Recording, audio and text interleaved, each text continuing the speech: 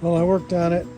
I had to heat the forks and bend them back after the crash. I heated it right here and bent them back straight. Got that all fixed. Fixed the fender. That was kind of bent up too. Fixed that. Fixed the brakes. Brakes were somehow got tore off the bracket down here. I don't know how it got tore off and all bent up. I had to straighten that. I got that all fixed. Readjusted the chain. Readjusted the brakes. Everything looks pretty good. It runs good now.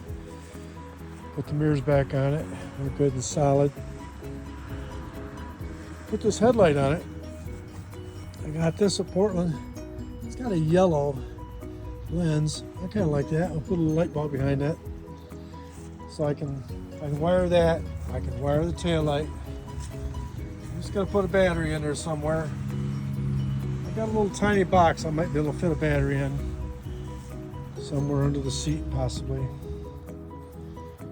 But that's just a short update.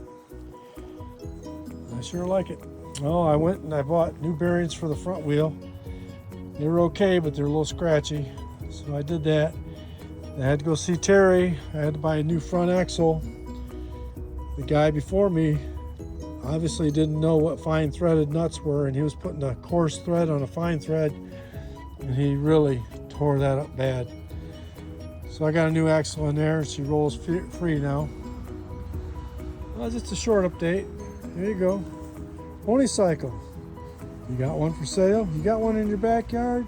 Give me a call. Or look me up on YouTube. CH Durango 59.